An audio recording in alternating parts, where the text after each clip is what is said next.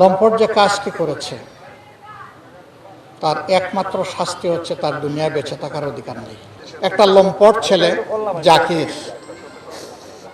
তার হাতে তার জীবন, তার ইজ্জত সবকিছু ছিন্ন ভিন্ন হয়ে গেছে। এই মেয়েটা দুনিয়া থেকে বিদায় নিয়েছে। ইন্না লিল্লাহি ওয়া ইন্না ইলাইহি রাজিউন। আল্লাহ তার উপর রহম করুন। আল্লাহ তাকে তার একান্ত খাস বান্দি হিসাবে কবুল করুন, জান্নাতের মেহমান হিসাবে কবুল করুন। বুক ভাঙা, হৃদয় ভাঙা তার মা বাবা, ভাই বোন এবং আপনজনকে আল্লাহ তাআলা উত্তম সবর করার তৌফিক দান করুন। হ্যাঁ, আল্লাহর জন্য সবর করতেই হবে, কিন্তু সবর করাটা এই ক্ষেত্রে বড়ই কঠিন। একটা বাচ্চা গোলাপ ফুলের মতো শুধুমাত্র পাপড়ির মুখ খুলে বের হয়েছে, ফুটে ওঠেনি। কচি বাচ্চা, মা বাবার চোখের সামনে থেকে এই বাচ্চাটাকে কেড়ে নেওয়া হয়েছে। এই মা বাবার জন্য বুক ধরানো, মন ধরানো খুবই কঠিন। আমরা আল্লাহ তাআলার দরবারে দোয়া করি, আল্লাহ তাআলা তাদের সকলের সিনার উপর তার রহমতের হাত বুলিয়ে দিন। আমিন। লম্পট যে কাজটি করেছে তার একমাত্র শাস্তি হচ্ছে তার দুনিয়ায় বেঁচে থাকার অধিকার নেই। তাকে দুনিয়া থেকে তার প্রাপ্য নিয়ে বিদায় নিতে হবে। এরকম লম্পটদের শাস্তি যদি কোনো সমাজে না হয়, তাহলে লম্পটদের দৌরাত্ম্য বেড়ে যাবে। আমরা লজ্জিত জাতি হিসাবে। এখানে হয়েছে ফাহিমার, ঢাকায় হয়েছে রামিসার।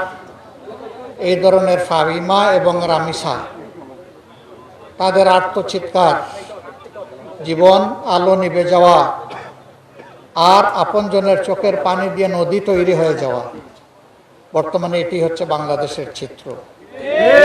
জাতি হিসাবে আমরা লজ্জিত। আমরা নিজেকে ধিক্কার জানাই যে আমরা মাসুম বাচ্চাদেরও ইজ্জতটা আমরা রক্ষা করতে পারছি না। আমরা আবার বড় বড় কথা বলি,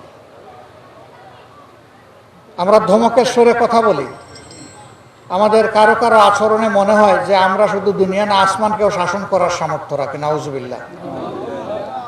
দুনিয়া আসমান শাসন করার একক এখতিয়ার হচ্ছে দুনিয়া এবং আসমানের যিনি মালিক, সেই রাব্বুল আলামিনের। দেশের ক্ষমতায় কেউ গেলে তার বিনয়ী হওয়া উচিত। দেশের মানুষের দায়িত্ব নেওয়া উচিত।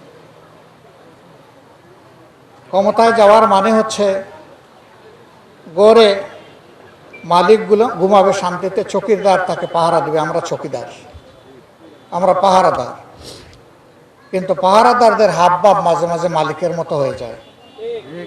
তারা দেশবাসীকে তাদের ভাড়াটিয়া মনে করেন আর নিজেকে তারা মালিক মনে করেন। আমরা এটা নিন্দা জানাই। স্বরাষ্ট্রমন্ত্রীর দায়িত্ব কালপিটদেরকে খুঁজে বের করে আইনের আওতায় আনা। আইনমন্ত্রীর দায়িত্ব এদের ফাঁসি নিশ্চিত করা। এত বড় অপকর্ম জাকির একা করে নাই। এই লম্পটের সাথে তার আপনজনরা জড়িত বলে সবাই বলছে, এবং সবার মুখে যে কথা আসে এই কথা মিথ্যা হতে পারে না। তাদেরকে আইনের আওতায় আনতে হবে। তারা বাংলাদেশের যেখানে পালিয়ে থাকুক তাদেরকে পাকড়াও করে আইনের আওতায় আনা উচিত। তাহলে ভবিষ্যতে কোনো লম্পট কিংবা লম্পটের সহযোগী হওয়ার দুঃসাহস কারো হবে না। এই বিচার প্রক্রিয়া এখনো শুরু হয়নি। 28 দিন হয়ে গেল। এত বড় চাঞ্চল্যকর একটা ঘটনা সারা দেশকে নাড়ালো, দুনিয়ার মানুষ কাঁদলো, কিন্তু এখন পর্যন্ত একটা চার্জশিট দাখিল হলো না। আমরা এখানে আইন শৃঙ্খলার দায়িত্বে যারা নিয়োজিত আছেন, এই এলাকা কি সিটি কর্পোরেশনের ভিতরে না বাইরে? সদর উপজেলা। আমি মেট্রোপলিটনের যিনি আছেন তার প্রতি আমি অনুরোধ করব এবং আমি কথা বলবো যে বাকি কালপিটদেরকেও অ্যারেস্ট করতে হবে।